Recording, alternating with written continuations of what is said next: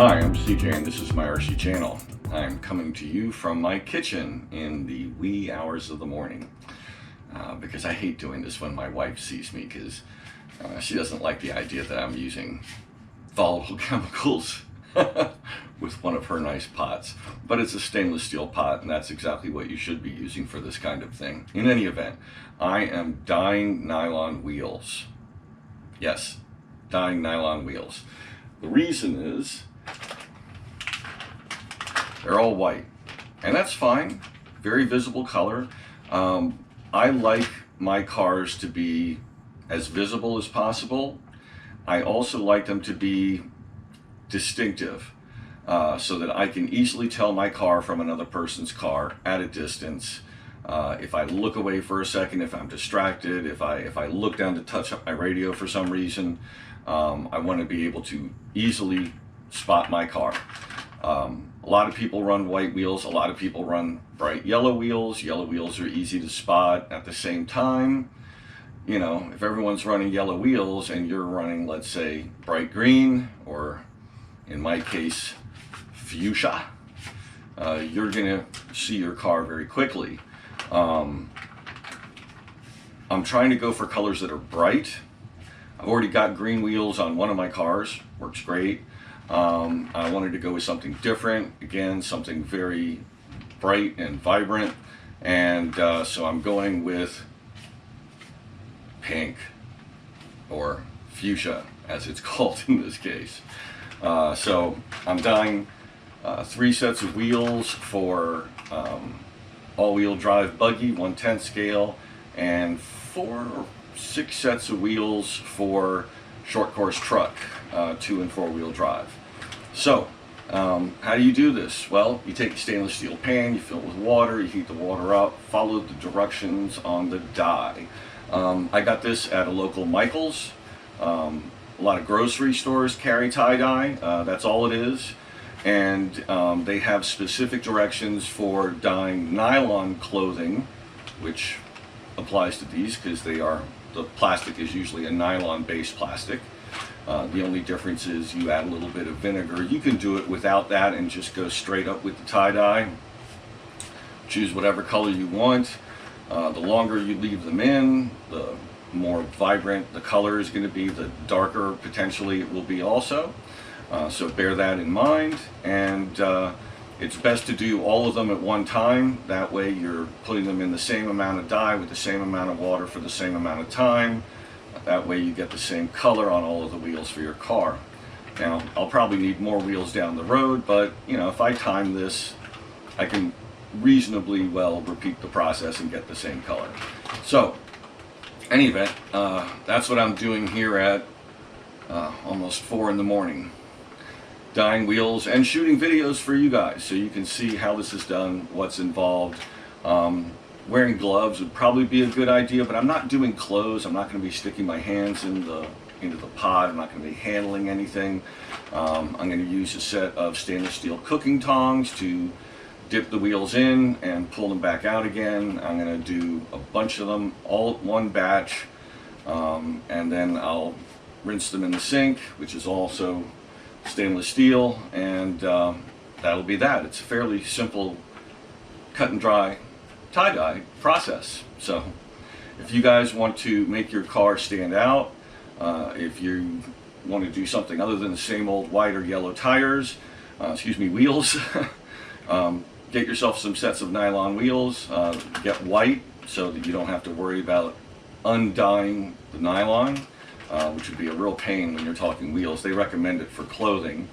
In any event, choose your color. There's lots of options available, and then leave them in as long as you desire to get the particular shade of that color you've chosen. Okay, now as you can see, they're already starting to take color. It's only been about 3 minutes, and now that I might say, okay, that's the color I want, but that is a very shallow dyeing. You can see the kind of variance in color. You want to let these soak for a while. The water doesn't need to be boiling. You want it to be hot. I've got the stove on a medium setting at the moment because I added some more water and I want to bring the temperature up a little more. But you don't need it simmering or anything because ultimately you don't want to deform the plastic. It would take a pretty high temperature to do that, but still better safe than sorry. So, you know, take your time with it, watch over them, and, you know, you want to make sure the dye penetrates the nylon. So even if you think you've got the color you want, a lot of times it's better to give it a good 15-20 minutes. I've let wheels go as long as 45 minutes, over an hour, sometimes trying to get a really dark shade of red, for example. You know, they just looked kind of pink for a long time, and then they really started taking the color. You also have to watch out because you can go further than you thought. Lighting in the room and the fact that the wheels are damp, you can be fooled a little bit into thinking you're not there yet when actually you're at the color or even beyond. So, you know, this is kind of a learning experience the first time you do it, even the second or third time you do it. But, you know, this is all about having a good time and doing something different. So, you know, enjoy yourself. Another reason to let them go longer is that you want the dye to penetrate the nylon as deep as possible within reason, without the color getting darker than you want it, because you don't want to be able to just scratch the wheel a little bit and have you know, white nylon. So it takes a while for the dye to penetrate, and it will penetrate if you leave it long enough. It'll go almost, you know, through and through the nylon, but that's unnecessary. I let it warm up until I started to see a couple of small bubbles, and then I turned it back down to low, and I am stirring it every couple minutes so that the wheels aren't sitting on a heating element against the bottom of the hot pot for any extreme length of time. I've never, in all the years I've dyed wheels, and I've been doing it probably for, God, I was probably in my late teens the first time I dyed wheels, so you know, 30 plus years ago, and I've never warped a nylon wheel doing this. So you know, use your best judgment. And one of the main reasons I wouldn't let it boil is that you're gonna have droplets flying around, and it's this extremely volatile dye. You know, you don't want to ruin kitchen counters, things like that. So make sure you err on the side of low temperature, because the worst case scenario is that you leave them a little longer in the cooler dyed water to get the result you want, versus, you know, any advantage from a few extra degrees of heat. So again, read your directions and use your best judgment, because you're not just talking about, you know, eye protection is probably a good idea too.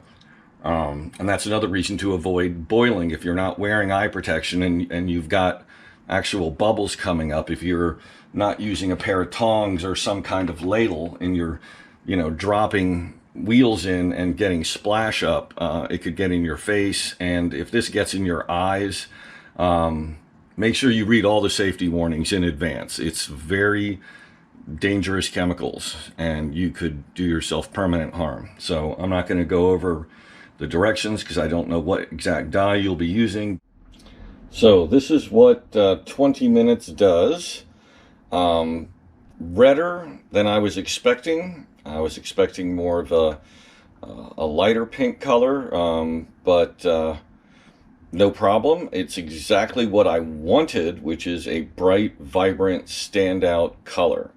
And so I'm good to go with these. I'm going to go back to the store, to a different store, and see if I can find the lightest color they have, which is pink, supposedly. This was fuchsia, which is supposed to be a pink, but That's one thing I've definitely found, is that the colors on the boxes don't always match up to the outcome. So just bear that in mind when you're doing this. But like I said, I wanted something bright. I wanted something vivid that would make the car stand out, and I have definitely accomplished that. So no worries. Well, thanks for watching. I hope you enjoyed this video. Please click like. Please subscribe to my channel. I need your help, and it is greatly appreciated. Many thanks to all the people who write really nice comments. I'm glad so many of you have gained knowledge from my videos, and you're enjoying watching them. Thanks again.